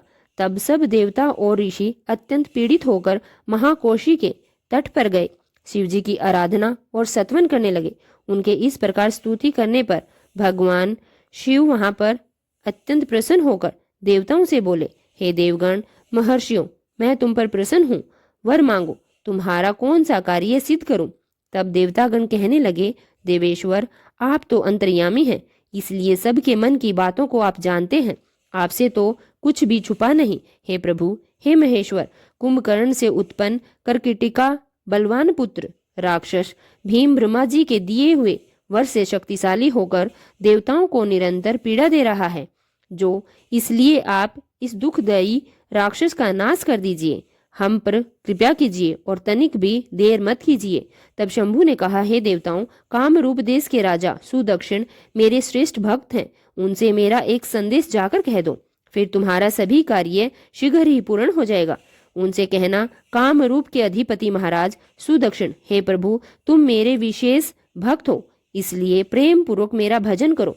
दुष्ट राक्षस भीम ब्रह्मा जी का वर प्राप्त करके प्रबल हो गया, इसलिए उसने तुम्हारा तिरस्कार किया है, परंतु अब मैं उस दुष्ट को मार डालूंगा, इसमें संदेह नहीं है। सूत जी कहते हैं, हे ब्राह्मणों, तब उन सभी देवताओं ने प्रसन्नता पूर्वक वहां जाकर उन महाराज से शंभु की कही हुई बात को कह सुनाया। उनसे वह संदेश कहकर देवता और ऋषि वहां से बड़े आनंद के साथ सब अपने अपने आश्रम को चले गए। इधर भगवान शिव गणों के साथ लोकहित की कामना से अपने भक्त की रक्षा करने के लिए सादर उसके निकट रहने लगे और गुप्त रूप से वहीं ठहर गए। इस समय काम रूप नरेश ने पार्थिव शिव के सामने ध्यान करना प्रारंभ कर दिया। इतने में ही किसी ने राक्षस से जाकर कह दिया कि राजा को तो तुम्हारे नाश के लिए कोई पूर्वचरण कर रहे हैं। यह समाचार सुनते ही वह राक्षस क्रोधित हो उठा और उन्हें मार डालने की इच्छा से नंगी तलवार हाथ में लिए राजा के पास गया। वहां पार्थिववादी जो सामग्री स्थित थी उसे देखकर और उसके प्रयोजन को स्वरूप में समझकर राक्षस ने यही माना कि यह राजा मेरे लिए कुछ कर रहा है, इसलिए सब सामग्रियों सहित इस नरेश को मैं बलपूर्वक अभिनिष्ट कर दूंगा। ऐसा मन में विचार कर उस महाक्रोधी राक्षस ने राजा को बहुत डांटा और पूछा, क्या कर रहे हो। राजा ने भगवान शंकर पर रक्षा का सारा भार सौंपकर कहा, मैं चराचर जगत के स्वामी भगवान शिव का पूजन कर रहा हूँ। तब राक्षस भीम ने भगवान शंकर के प्रति बहुत तिरस्कार युक्त दुर्वचन कहकर राजा को धमकाया और भगवान शंकर के पार्थिव लिंग पर तलवार चला दी। वह तलवार उस पार्थिव लिंग का स्पर्श भी नहीं कर पाई और उसे साक्षात भगवान हर वहां पर प्रकट हो गए और बोले, देखो, मैं भीमेश्वर हूँ और अपने भक्त की रक्षा करने के लिए यहाँ प्रकट हुआ हूँ। मेरा पहले से यह व्रत है, मैं सदा अपने भक्तों की रक्षा करूं, इसलिए भक्तों को सुख देने वाले मेरे बल की और दृष्टिपात तो करो। ऐसा कहकर भगवान शिव ने पिनाक से उसकी तलवार को 2 टुकड़ों में बांट दिया।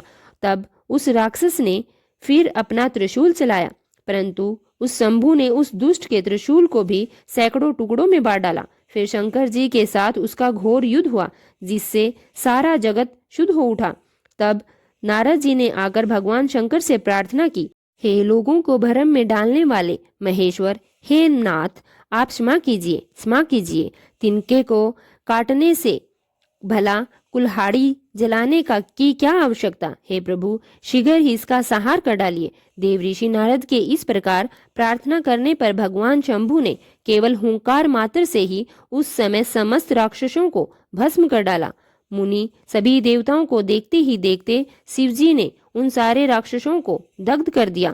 फिर भगवान शंकर की कृपा से इंद्र आदि सभी देवताओं और मुनीश्वरों को शांति मिली, वह संपूर्ण जगत स्वस्थ हो गया। उस समय देवताओं और विशेषतः मुनियों ने भगवान शंकर से प्रार्थना की कि हे प्रभु, अब आप यहाँ लोगों को सुख देने के लिए सदा ही निवास कीजिए।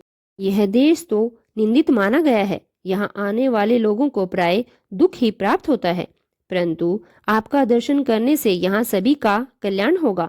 आप भीम शंकर के नाम से विख्यात होंगे और सबके संपूर्ण मनोरथों की सिद्धि भी करेंगे। आपका यह ज्योतिर्लिंग सदा पूजनीय और समस्त आपत्तियों का निवारण करने वाला होगा। सूत जी कहते हैं, हे ब्राह्मणों, इस प्रकार उनके प्रार्थना करने पर लोक हितकारी और भक्त वत्सल्य परम स्वतंत्र शिव उनके वहां प्रसन्नता पूर्वक वहीं पर स्थित हो गए। अब जानिए, विशेश्वर ज्योतिर्लिंग की महिमा, जिसके प्रसंग में पंचक्रोशी की महिता का वर्णन है। हो सकता है आपने यह शब्द कई बार सुना हो, तो ध्यान पूर्वक सुनिएगा। सूत जी कहते हैं, हे मुनिवरों, अब मैं काशी के विश्वेश्वर नामक ज्योतिर्लिंग का महात्म्य बताऊंगा, जो महापातकों का भी नाश करने वाला है। तुम लोग सुनो। इस भूतल पर जो कोई भी वस्तु दृष्टिगोचर होती है, अर्थात दिखाई देती है, वह सच्चिदानंद स्वरूप निर्विकार और सनातन ब्रह्म स्वरूप होती है। अपने केवल्य भाव में ही रहने पर उन अद्वितीय परमात्माओं में भी कभी एक से दो हो जाने की इच्छा हुई, फिर वे परमात्मा सगुण रूप में प्रकट होकर शिव कहलाए। वे शिव ही पुरुष और स्त्री दो रूपों में प्रकट हो गए। उनमें जो पुरुष था उनका नाम शिव हुआ, और जो स्त्री हुई उसे शक्ति कहते हैं। उन चिदानंद स्वरूप शिव और शक्ति ने स्वयं अदृष्ट रहकर स्वभाव से ही दो चेतना अर्थात प्रकृति और पुरुष की सृष्टि की। मुनिवरों, उन दोनों माता पिताओं को उस समय सामने ना देकर वे दोनों प्रकृति और पुरुष महान संशय में पड़ गए। उस समय निर्गुण परमात्मा से एक आकाशवाणी प्रकट हुई। आकाशवाणी ने कहा, तुम दोनों को तपस्या करनी चाहिए, फिर तुमने परम उत्तम सृष्टि का विस्तार संभव होगा।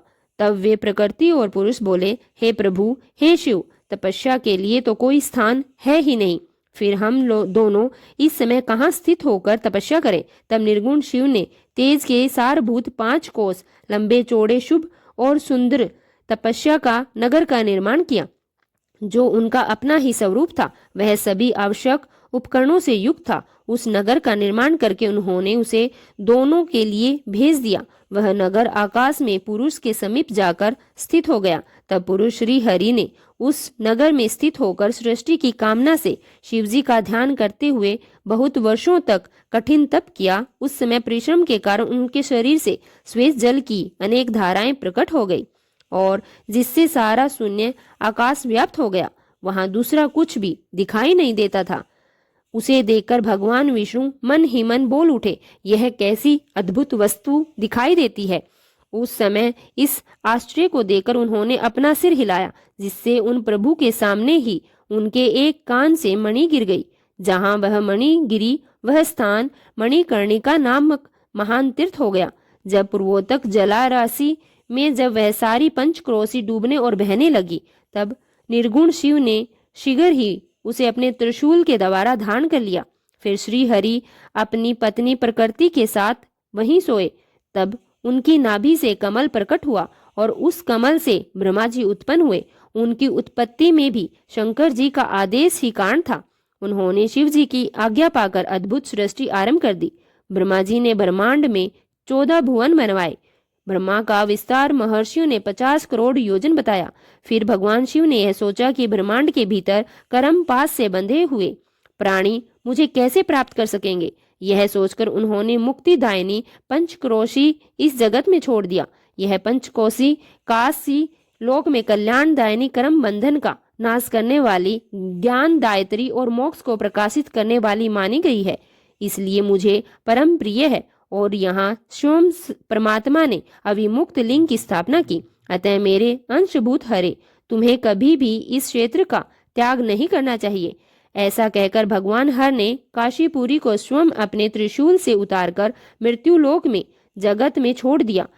ब्रह्मा जी के एक दिन पूरा होने पर जब सारा जगत प्रलय हो जाता है, तब भी निश्चय ही इस काशीपुरी का नाश नहीं होता। उस समय भगवान शिव इसे त्रिशूल पर धारण कर लेते हैं, और जब ब्रह्मा जी द्वारा पुनः नई सृष्टि की जाती है, तब इसे फिर से भूतल पर स्थापित कर देते हैं। कर्मों का कर्षण करने से ही इस पुरी को काशी कहते हैं। काशी में अभिमुक्तेश्वर लिंग का सदा विराजमान रहना, वह महापात की पुरुषों को मोक्ष की प्रदाता है। मुनीश्वरों, अन्य मोक्षदायक धर्मों के सारूप्य और मुक्ति को प्राप्त होती है। केवल इस काशी में ही जीवों को सायुज्य नामक मुक्ति सुलभ हो जाती है। जिनकी कहीं भी कोई गति नहीं, उनके लिए वाराणसी पुरी ही सबसे गति मानी जाती है। महापुण्यमयी पंचकोशी करोड़ों हत्याओं का विनाश करने वाली है। यहाँ समस्त अमरगण भी मरने की इच्छा रखते हैं, फिर दूसरों की तो भला बात ही क्या है। यह शंकर जी की प्रिय नगरी काशी सदा भोग और मोक्ष प्रदान करने वाली है। कैलाशपति जो भीतर से सत्वगुणी और बाहर से तमोगुणी कहे गए हैं, कालाग्नि रुद्र के नाम से विख्यात हैं, वे निर्गुण होते हुए भी सगुण रूप में प्रकट हुए शिव ही हैं। उन्होंने बारंबार प्रणाम करके निर्गुण शिव से इस प्रकार कहा, हे विश्वनाथ महेश्वर, मैं आपका ही हूँ, इसमें कोई संशय नहीं। हे महादेव, मुझ पर कृपा कीजिए। जगतपते, लोक हित की कामना से आपको सदा यहीं पर रहना चाहिए। हे जगन्नाथ, मैं आपसे प्रार्थना करता हूँ, आप यहीं रहकर जीवों का उद्धार कीजिए। सूत जी कहते हैं, फिर इस प्रकार मन और इंद्रियों को वश में रखने वाले अभिमुक्त ने शंकर जी से बारंबार प्रार्थना करके नेत्रों से आंसू बहाते हुए बड़ी प्रसन्नता के साथ उनसे कहा, काल रूपी रोग के सुंदर औषध देवादिदेव महादेव, आप वास्तव में तीनों लोकों के स्वामी और ब्रह्मा और विष्णु आदि के द्वारा भी सेवनीय हैं। हे देव, काशीपुरी को आप अपनी राजधानी स्वीकार कर लीजिए। मैं अचित सुख को प्राप्ति के लिए सदा आपका ध्यान लगाए स्थिर भाव में बैठा रहूंगा। आप ही मुक्ति देने वाले और संपूर्ण कामनाओं के पूरक हैं, दूसरा कोई नहीं। इसलिए आप परोपकार के लिए उमा सहित यहाँ विराजमान हो जाइए। हे सदाशिव, आप तो समस्त जीवों को संसार सागर से पार करने वाले, हे हर, मैं बार बार आपसे प्रार्थना करता हूँ, आप अपने भक्तों का कार्य सिद्ध कीजिए। सूजी कहते हैं, हे ब्राह्मणों, जब विश्वनाथ ने भगवान शंकर से इस प्रकार प्रार्थना की, तब सर्वेश्वर शिव समस्त लोगों का उपकार करने के लिए वहां विराजमान हो गए। जिस दिन से भगवान शिव काशी में आ गए, उसी दिन से काशी सर्वश्रेष्ठ पूरी हो गई। श्री सूत जी कहते हैं, हे मुनीश्वरों, मैं संक्षेप से ही वाराणसी और विश्वेश्वर के परम सुंदर महात्म्य का वर्णन करता हूँ। सुनो, एक समय की बात है, पार्वती जी ने लोक हित की कामना से बड़ी प्रसन्नता के साथ भगवान शिव से अभिमुक्ति क्षेत्र और अभिमुक्त लिंग का महात्म्य पूछा। तब परमेश्वर शिव ने कहा, देवी, यह वाराणसी पूरी सदा के लिए मेरा गुहतम क्षेत्र है और सभी जीवों की मुक्ति का सर्वथा कारण है। महेश्वरी वाराणसी पुरी में निवास करना मुझे सदा ही अच्छा लगता है। जिस कारण से मैं सब कुछ छोड़कर काशी में रहता हूँ, उसे बताता हूँ। भक्त तथा मेरे तत्व का ज्ञानी है, वे दोनों अवश्य ही मोक्ष के भागी बन जाते हैं। उनके लिए तीर्थ की तो अपेक्षा ही नहीं। विहित और अविहित दोनों प्रकार के कर्म उनके एक समान होते हैं। उन्हें जीवन मुक्ति ही समझना चाहिए। वे दोनों कहीं भी मेरे मोक्ष को प्राप्त कर लेते हैं, यह मैंने निश्चय बात कही है। हे देवी, इस परम उत्तम अभिमुक्त तीर्थों में जो विशेष बात है, उसे तुम मन लगाकर सुनो। सभी वर्ण और समस्त आश्रमों के लोग, चाहे वे बालक, जवान, बूढ़े भी क्यों ना हो, अगर इस पुरी में इस प्रकार से अर्थात वाराणसी में आकर मर जाए या मुक्त हो जाते हैं, तो इसमें कोई संशय नहीं। स्त्री अपवित्र हो या पवित्र, कुमारी हो या विवाहिता, विधवा हो या बंधा, रजस्वला हो, प्रसूति संस्कार हीरा या अथवा ऐसी वैसी कैसी भी क्यों ना हो, अगर इस क्षेत्र में मरे तो वह अवश्य ही मोक्ष की भागिनी हो जाती है, इसमें कोई संशय नहीं। सवद्वेज, अंडज, उभयद्विज और जरायुज प्राणी जैसे यहाँ मरने पर मोक्ष पाता है, वैसे और कहीं नहीं पाता।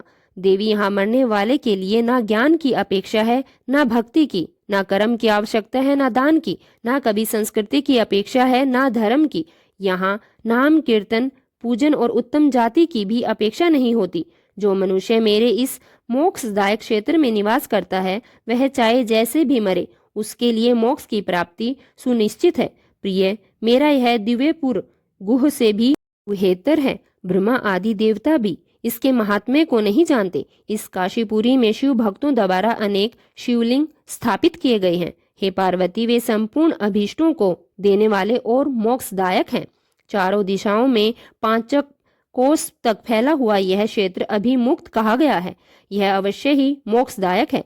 जीव को मृत्यु काल में यह क्षेत्र उपलब्ध हो जाए तो अवश्य ही उसे मोक्ष की प्राप्ति होती है। अगर निष्पाप मनुष्य काशी में आकर मरे तो उसे तत्काल ही मोक्ष मिल जाता है, और जो पापी मनुष्य मरता है वह कार्यव्यूहों को प्राप्त होता है।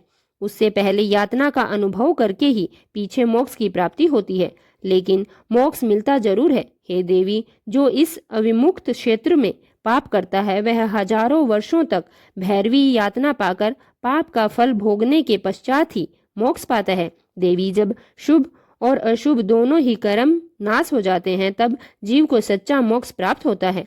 अगर किसी ने अपने पूर्व जन्म में आदर पूर्वक काशी का दर्शन किया है, तभी वे इस जन्म में काशी में पहुंचकर मृत्यु की गति प्राप्त करते हैं। जो मनुष्य काशी जाकर गंगा में स्नान करता है, उसके कर्माण और संचित कर्म का नाश हो जाता है, परंतु प्रारब्ध कर्म भोगे बिना नष्ट नहीं होता। यह निश्चित बात है। अर्थात जो जैसा कर्म करता है, उसे उसका फल अवश्य ही भोगना होता है। जिसकी काशी में मुक्ति हो जाती है, उसके प्रारब्ध कर्म का भी क्षय हो जाता है। प्रिय, जिसने एक ब्राह्मण को भी काशीवास करवाया, वह स्वयं भी काशीवास का अवसर पाकर मोक्ष लाभ प्राप्त करता है। अब सुनिए त्र्यंबकेश्वर ज्योतिर्लिंग के बारे में। सूजी कहते हैं, मुनियों सुनो, मैंने सदगुरु व्यास जी के मुख से जैसी सुनी है, उसी रूप में एक पाप नाशक कथा तुमसे कह रहा हूँ। पूर्व काल की बात है। गौतम नाम से विख्यात एक श्रेष्ठ ऋषि रहा करते थे, जिनकी परम धार्मिक पत्नी का नाम अहिल्या था। दक्षिण दिशा में ब्रह्मगिरी है। उन्होंने 10,000 वर्षों तक तपस्या की थी। उत्तम व्रत का पालन करने वाले हे महर्षियों, एक समय वहां 100 वर्षों तक बड़ा भयानक अकाल हो गया। सब लोग महान दुख में पड़ गए और इस भूतल पर कहीं भी गीला पत्ता भी दिखाई नहीं दिया। फिर जीवों का आधारभूत जल भला कहाँ से दिखाई देता। उस समय मुनि, मनुष्य, पशु, पक्षी और मृग सब वहां से दशों दिशाओं में चले गए। तब गौतम ऋषि ने 6 महीने तक कठिन तपस्या करके वरुण देव को प्रसन्न किया। वरुण देव ने प्रसन्न होकर वर मांगने को कहा। ऋषि ने वर्षा के लिए प्रार्थना की। तब वरुण देव कहने लगे कि देवताओं के विधान के विरुद्ध वर्षा ना करके मैं तुमसे इच्छा के अनुसार तुम्हें सदा अक्षय रहने वाला जल देता हूँ। तुम एक गड्ढा तैयार करो। उनके ऐसा कहने पर गौतम ऋषि ने एक हाथ गहरा गड्ढा खोदा और वरुण देव ने उसे दिव्य जल के द्वारा भर दिया। फिर परोपकार से सुशोभित होने वाले मुनि श्रेष्ठ गौतम से कहा कि हे महामुनि, कभी क्षीण न होने वाला यह जल तुम्हारे लिए तीर्थ रूप होगा और पृथ्वी पर तुम्हारे ही नाम से इसकी ख्याति होगी।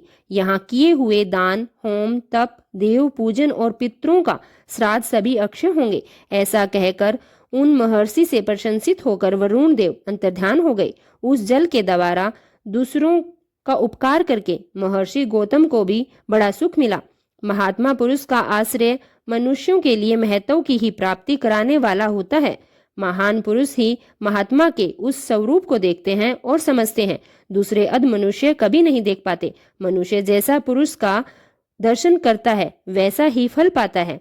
फिर गौतम जी वहां उस परम दुर्लभ जल को पीकर और पाकर विधि पूर्वक नित्य नैमित्म्य कर्म को करने लगे। मुनीश्वर ने वहां नित्य होम की सिद्धि के लिए धान, जौ और अनेक प्रकार के निवार बो दिए। इस प्रकार धान, भांति भांति के वृक्ष और अनेक प्रकार के फल फूल वहां लहला उठे। यह समाचार सुनकर वहां दूसरे दूसरे सहस्त्रों ऋषि मुनि, पशु पक्षी और बहुसंख्यक जीव आकर फिर से रहने लगे। वह वन इस भूमंडल पर सबसे सुंदर हो गया। उस अक्षय जल के संयोग से अनावृष्टि वहां के लिए दुखदायिनी नहीं रह गई। अर्थात अकाल यानी के बिना भी वर्षा के भी वहां सुखदायक हो गया। उस वन में अनेक शुभ कर्म प्रायण ऋषि अपने शिष्य, अपने पत्नी और पुत्र आदि के साथ वास करने लगे। उन्होंने कालक्षेप करने के लिए वहां धान बुआ दिए और गौतम जी के प्रभाव से उन वर्ष में सब के सब आनंद छा गया। वर्षा न होने के कारण जिस क्षेत्र को निर्जन समझकर सभी लोग उस क्षेत्र को त्याग दिया था, वे वापस आकर वहां खुशी से रहने लगे। एक बार वहां गौतम के आश्रम में आकर बसे हुए ब्राह्मणों की पत्नियां जल को लेकर अहिल्या पर नाराज हो गई। उन्होंने अपने पतियों को उकसाया। उन लोगों ने गौतम का अनिष्ट करने के लिए गणेश जी की आराधना की। भक्त पराधीन गणेश जी ने प्रकट होकर वर मांगने के लिए कहा। तब वे बोले कि भगवान, अगर आप हमें वर देना ही चाहते हैं तो कोई ऐसा उपाय कीजिए जिससे समस्त ऋषि डांट फटकार कर गौतम को आश्रम से बाहर निकाल दे। गणेश जी ने सुना तो कहा, ऋषियों, तुम सब लोग सुनो। इस समय तुम यह जो उचित कार्य नहीं कर रहे हो। बिना किसी अपराध के उन पर क्रोध करने के कारण तुम्हारी हानि ही होगी। जिन्होंने पहले उपकार किया हो, अगर उन्हें दुख दिया जाए तो वह अपने लिए हितकारक कभी नहीं हो सकता। जब उपकारी को दुख दिया जाता है तो उससे सब जगत अपना ही नाश कर लेता है। पहले वर्षा ना होने के कारण तुम्हें उपवास करना पड़ा था। उपवास के कारण तुम लोगों को बहुत दुख भोगना पड़ा। अब महर्षि गौतम ने जब जल की व्यवस्था करके तुम्हें यहाँ सुख दिया, तब अब उनका ही अहित करने के बारे में सोच रहे हो। इस समय तुम लोग उन्हें दुख देना चाहते हो। संसार में ऐसा कार्य करना कदापि उचित नहीं है। इस बात पर तुम सब लोग सर्वथा विचार कर लो। स्त्रियों की शक्ति से मोहित हुए तुम लोग अगर मेरी बात नहीं मानोगे तो तुम्हारा यह बर्ताव गौतम जी के लिए अत्यंत हितकारक ही होगा। अगर आप लोग उन्हें चाहे कितना भी कष्ट देने की सोच लो, कभी भी उन्हें कष्ट नहीं दे सकते। यह मुनि श्रेष्ठ गौतम तुम्हें निश्चित ही सुख देंगे, इसलिए उनके साथ छल करना बिल्कुल भी उचित नहीं है। इसलिए तुम सब लोग कोई और वर मांगो। सूजी कहते हैं, हे ब्राह्मणों, महात्मा गणेश ने ऋषियों से जो यह बात कही थी वह यद्यपि उनके लिए तो हितकर ही थी, और इसे स्वीकार नहीं किया तो क्योंकि वे सभी के सभी अपनी पत्नियों की बातों में फंस चुके थे।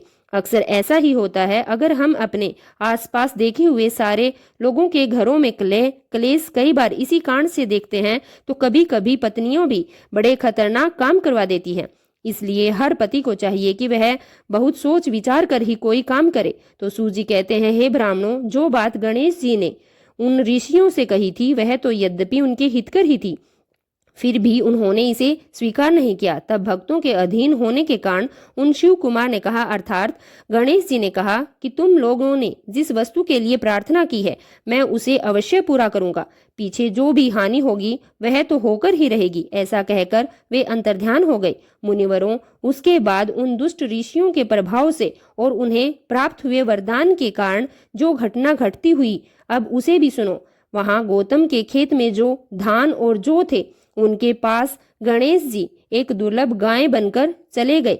दिए हुए वरदान के कारण वह गौ कांपती हुई वहां जाकर धान गौ चरने लगी। इसी समय देववश गौतम जी वहां आ गए। वे तो दयालु ठहरे, इसलिए मुट्ठी भर तिनके ले जाकर उन्हीं से उस गौ को हाँकने लगे। उन कोमल तिनकों पर स्पर्श होते ही वह गौ तो पृथ्वी पर गिर पड़ी और ऋषि को देखते ही वह क्षण भर में मर गई। वे बाकी छल कपटी ब्राह्मण और उनकी दुष्ट पत्नियां वहां छुपे हुए यह सब कुछ देख रहे थे। उस गऊ के गिरते ही वे सब के सब चिल्ला उठे। गौतम ने एक कहा, यह क्या कर डाला? गौतम जी भी आश्चर्यचकित होकर अहिल्या को बुलाकर बड़े दुखी मन से बोले, देवी, यह क्या हो गया? कैसे हो गया? जान पड़ता है परमेश्वर मुझसे नाराज हो गए हैं। इसलिए अब मैं क्या करूं? कहाँ जाऊं? मुझे तो गो हत्या लग गई है।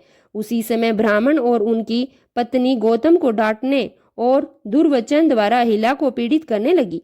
उनके दुर्बुद्धि शिष्य और पुत्र भी गौतम जी को बार बार फटकारने और धिक्कारने लगे, क्योंकि यही तो वो चाहते थे। तब ब्राह्मण बोले, अब तुम्हें अपना मुंह दिखाना नहीं चाहिए, यहाँ से तुम चले जाओ। गो हत्या का मुंह देखने पर तत्काल वस्त्र रहित स्नान करना चाहिए।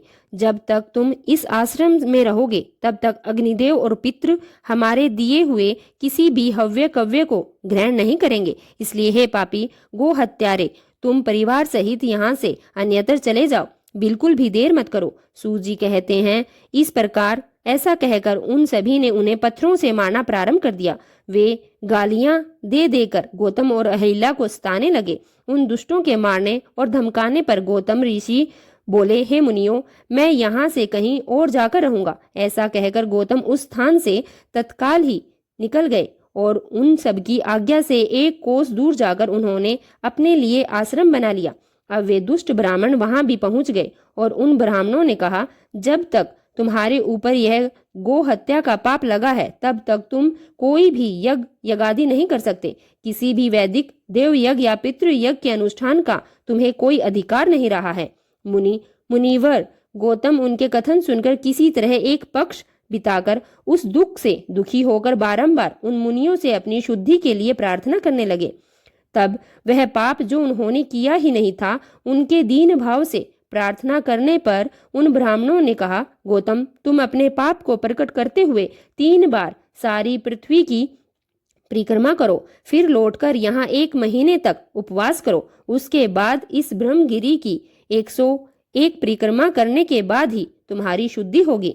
या फिर यहाँ गंगा जी को लाकर उन्हीं के जल से स्नान करो और 1 करोड़ पार्थिव लिंग बनाकर महादेव की आराधना करो। फिर गंगा में स्नान करके इस पर्वत की 11 बार परिक्रमा करो। फिर 100 घड़ों के जल से पार्थिव शिवलिंग को स्नान कराने पर तुम्हारा उद्धार होगा। उन ऋषियों के इस प्रकार कहने पर गौतम ऋषि ने बहुत अच्छा कहकर उनकी बात मान ली।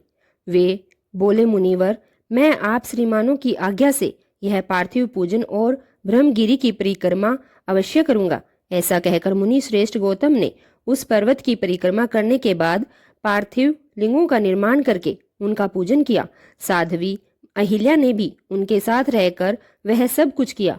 उस समय शिष्य पर शिष्य उन दोनों की सेवा किया करते थे। सूत जी कहते हैं, पत्नी सहित गौतम ऋषि के इस प्रकार आराधना करने पर संतुष्ट हुए भगवान शिव वह शिवा परम गणों के साथ प्रकट हुए। फिर प्रसन्न हुए कृपा निधान शंकर जी ने उनसे कहा, महामुनि, मैं तुम्हारी उत्तम भक्ति से अत्यंत प्रसन्न हूँ। तुम कोई भी वर मांगो। उस समय महात्मा शंभु के सुंदर रूप को देखकर आनंदित हुए गौतम जी ने भक्ति भाव से शंकर जी को प्रणाम करके उनकी स्तुति की।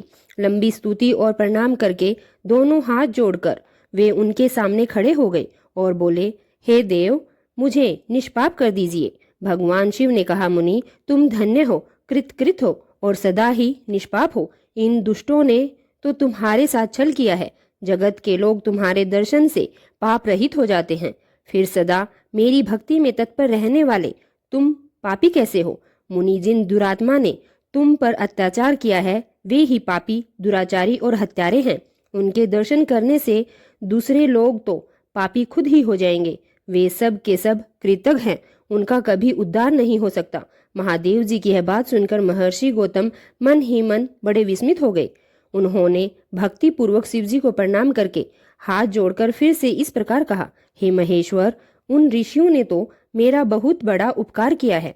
अगर उन्होंने मेरे साथ यह बर्ताव ना किया होता तो मुझे भला आपके दर्शन कैसे होते। धन्य है वे महर्षि जिन्होंने मेरे लिए परम कल्याण कार्य किया है। उनके इस दुराचर से ही मेरा महान स्वार्थ सिद्ध हो सका है। गौतम जी की यह बात सुनकर महेश्वर बड़े प्रसन्न हुए। उन्होंने गौतम ऋषि को बड़ी कृपया दृष्टि के साथ देखा और उन्हें शीघ्र ही इस प्रकार उत्तर दिया, हे विप्रवर, तुम तो मेरे अनन्य भक्त हो और इसीलिए तुम धन्य हो, सभी ऋषियों में श्रेष्ठ हो। मैं तुम पर बहुत प्रसन्न हूँ। ऐसा जानकर आज तुम मुझसे कोई भी उत्तम वर मांग सकते हो। गौतम ऋषि बोले, हे नाथ, आप सच कहते हैं। फिर भी 5 आदमियों में जो कुछ कह दिया या कर दिया वह अन्यथा तो नहीं हो सकता, इसलिए जो हो गया सो हो गया। देवेश, अगर आप प्रसन्न हो तो मुझे गंगा जी प्रदान कर दीजिए और ऐसा करके लोक का महान उपकार कर दीजिए। आपको हे प्रभु मेरा नमस्कार है, नमस्कार है। ऐसा कहकर गौतम जी ने देवेश्वर भगवान शिव के दोनों चरण पकड़ लिए। लोक हित की कामना से उन्हें नमस्कार किया। तब शंकर जी ने पृथ्वी और स्वर्ग के सारब जल को निकालकर, जिसे उन्होंने पहले ही रख छोड़ा था, वह विवाह में ब्रह्मा जी के लिए दिए हुए जल में से जो कुछ भी शेष रह गया था वे सब भक्त वत्सल्य शंभु ने उन गौतम मुनि को दे दिया। उस समय गंगा जी का जल परम सुंदर स्त्री का रूप धारण करके वहां खड़ा हुआ और तब मुनिवर गौतम ने उन गंगा जी की स्तुति करके उन्हें नमस्कार किया। गौतम बोले, गंगे, तुम धन्य हो, कृत हो। तुमने संपूर्ण भुवन को पवित्र किया है, इसलिए निश्चित ही तुम अपने रूप से नरक में गिरते हुए मुझ गौतम को भी पवित्र कर दो। फिर शिवजी ने गंगा से कहा, देवी, तुम इन मुनि को पवित्र करो और तुरंत वापस जाकर वेवसत मनु के 28वें कलयुग तक वहीं रहो। गंगा जी ने कहा, महेश्वर, यदि मेरा महात्म्य सभी नदियों से अधिक हो और अंबिका तथा गणों के साथ आप भी यहीं रहकर, तभी मैं इस धरातल पर रहूंगी। गंगा जी की यह बात सुनकर भगवान शिव बोले, गंगे, तुम धन्य हो, मेरी बात सुनो। मैं तुमसे अलग नहीं हूँ, फिर भी मैं तुम्हारे कहे अनुसार यहीं स्थित रहूंगा। अपने स्वामी परमेश्वर शिव की यह बात सुनकर गंगा जी ने मन ही मन प्रसन्न होकर उनकी भूरी भूरी प्रशंसा की। इसी समय देवता, प्राचीन ऋषि, अनेक उत्तम तीर्थ और नाना प्रकार के क्षेत्र वहीं आ पहुंचे। उन सब ने बड़े आदर से जय जयकार करते हुए गौतम, गंगा और गिरिशाई शिव का पूजन किया। फिर उन सभी देवताओं ने शीश झुकाकर हाथ जोड़कर उन सब की प्रसन्नता पूर्वक स्तुति की। उस समय प्रसन्न हुई गंगा जी और गिरीश जी ने उनसे कहा, हे श्रेष्ठ देवताओं, वर मांगो। तुम्हारा प्रिय करने की इच्छा से वह तुम्हें मैं वर अवश्य दूंगा। देवतागण बोले, हे देवेश्वर, अगर आप संतुष्ट हैं और श्रीताओं में श्रेष्ठ हे गंगे, अगर आप भी प्रसन्न हैं तो हमारा और मनुष्य का प्रेय करने के लिए आप लोग कृपया पूर्वक यहाँ निवास कीजिए। गंगा जी बोली, देवताओं, फिर तो सबका प्रेय करने के लिए आप लोग स्वयं ही यहाँ आकर क्यों नहीं रह जाते? मैं सबके पाप को धोने के लिए जैसे आई हूँ उसी तरह वापस लौट जाऊंगी। आपके समाज में कोई विशेषता समझी जाती है, इस बात का मुझे पता कैसे लगे? अगर आप यह मेरी विशेषता सिद्ध कर सकें तो मैं अवश्य यहाँ रहूंगी, इसमें कोई संशय नहीं। सभी देवताओं ने कहा, हे सरिताओं, मैं श्रेष्ठ गंगे, सबके परम सूरत और बृहस्पति जी जब जब सिंह राशि पर स्थित होंगे तब तब हम सब लोग यहाँ आया करेंगे, इसमें कोई संशय नहीं है। 11 वर्षों तक लोगों का जो पातक यहाँ धुलेगा उससे मलिन हो जाने पर हम सब उसी पाप राशि को धोने के लिए आदर पूर्वक तुम्हारे पास आएंगे। हमने यह सर्वथा सच्ची बात कही है। हे गंगे, हे महादेवी, अतः तुमको और भगवान शंकर को समस्त लोकों पर अनुग्रह है तथा हमारा प्रिय करने के लिए यहाँ नित्य निवास करना ही चाहिए। गुरुजन जब तक सिंह राशि में रहेंगे तभी तक हम लोग यहाँ निवास करेंगे। उस समय तुम्हारे जल में त्रिकाल स्नान और भगवान शंकर का दर्शन करके हम फिर से शुद्ध हो जाएंगे, फिर तुम्हारी आज्ञा से अपने अपने स्थान को लौट जाएंगे। सूत जी कहते हैं, इस प्रकार उन देवताओं ने तथा महर्षि गौतम के प्रार्थना करने पर भगवान शंकर और श्रेष्ठताओं में श्रेष्ठ गंगा दोनों ही वहां पर स्थित हो गई। वहां की गंगा गौतमी अर्थात गोदावरी के नाम से प्रसिद्ध हुई और भगवान शिव का वह ज्योतिर्मय लिंग त्र्यंबकम कहलाया और यह ज्योतिर्लिंग महान पापों का नाश करने वाला है। उसी दिन से लेकर जब जब बृहस्पति सिंह राशि में स्थित होते हैं तब तक सभी तीर्थ क्षेत्र, देवता पुष्कर आदि सरोवर, गंगा आदि नदियां तथा श्री विष्णु आदि देवगण अवश्य ही गौतमी के तट पर पधारते हैं और वास करते हैं।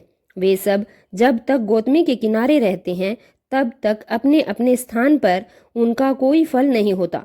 जब वे अपने क्षेत्र में वापस लौट जाते हैं तभी वहां इनके सेवन का फल प्राप्त होता है। यह त्र्यंबकम नामक प्रसिद्ध ज्योतिर्लिंग गोमती के तट पर स्थित है और बड़े बड़े पापों का नाश करने वाला है। जो भक्ति भाव से इस त्र्यंबकम लिंग का दर्शन, पूजन, सत्वन और वंदन करता है वह समस्त पापों से मुक्त हो जाता है।